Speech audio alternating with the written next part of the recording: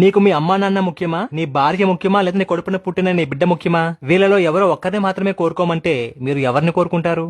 University professor ఒకరోజు క్లాసులోకి వచ్చి, ఈ రోజు సరదాగా మనం ఒక ఆట ఆడుకుందామని క్లాసులో ఉన్న స్టూడెంట్స్ నుంచి ఒక అమ్మాయిని పిలుస్తారు. అయితే అమ్మాయికి రీసెంట్ గా పెళ్లై 6 నెలల కొడుకు కూడా ఉంటాడు. ప్రొఫెసర్ ఆ అమ్మాయితో, నీ లైఫ్ లో నీకు చాలా ఇష్టమైన 30 మంది పేర్లను బోర్డు మీద రాయమని చెప్తాడు. అప్పుడు ఆ అమ్మాయి తన కుటుంబ సభ్యుల పేర్లు, బంధువుల పేర్లు, స్నేహితుల పేర్లు బోర్డు మీద రాస్తుంది. అప్పుడు ఆ ప్రొఫెసర్, నువ్వు రాసిన పేర్లలో అంతగా ప్రాధాన్యత ఇవ్వని 3 పేర్లను చెరిపేయమని చెప్తాడు. అప్పుడు ఆ స్టూడెంట్ తను రాసిన పేర్ల నుంచి 3 స్నేహితుల పేర్లను చెరిపేస్తుంది. వెంటనే ఆ ప్రొఫెసర్, ఇప్పుడు మిగిలి ఉన్న ఈ పేర్లలో నీ జీవితంలో అంతగా ప్రాధాన్యత ఇవ్వని మరో 5 పేర్లను చెరిపేయమని చెప్తాడు. అప్పుడు ఆ అమ్మాయి ఇంకో 5 బంధువుల పేర్లను చెరిపేస్తుంది. ఇలా ప్రొఫెసర్ చెప్తూ ఉంటే అమ్మాయి చెరుపుకుంటూ పోగా చివరకు బోర్డు మీద అమ్మా, నాన్న, భర్త, కొడుకు ఇలా ఈ 4 పేర్లు మాత్రమే మిగిలాయి. అది చూడగానే క్లాస్ రూమ్ ఒక్కసారిగా నిశ్శబ్దంగా మారిపోయింది. ఇది నిజంగా ఆట కాదని అప్పుడే స్టూడెంట్స్ కి అర్థమైంది. అప్పుడు ఆ ప్రొఫెసర్ ఆ అమ్మాయితో, ఇప్పుడు మిగిలి ఉన్న ఈ 4 పేర్లలో కొంచెం తక్కువ ప్రాధాన్యత ఉన్న 2 పేర్లను చెరిపేయమని చెప్తాడు. అప్పుడు ఆ స్టూడెంట్ బోర్డు మీద ఉన్న 4 పేర్లలో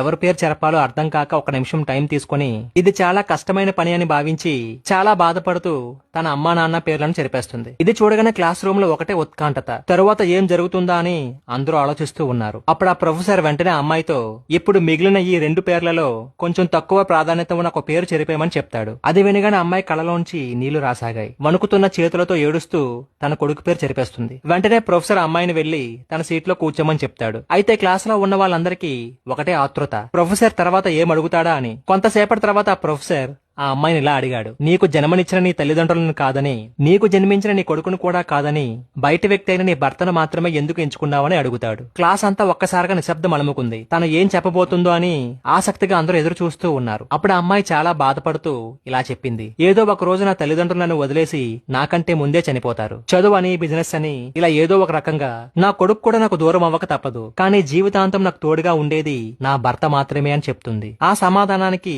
ఒక్కసారిగా క్లాస్ లో ఉన్న స్టూడెంట్స్ అందరూ చప్పట్లు కొడతారు. నిజమే కదండి, తల్లిదండ్రులైనా, తోడబుట్టిన వాడైనా, ఆఖరికి కడుపున పుట్టిన బిడ్డైనా ఏదో ఒక సమయంలో ఏదో ఒక కారణంతో విడిచిపెట్టి వెళ్ళిపోతాడు. కానీ ఎప్పటికీ భార్యకు భర్త, భర్తకు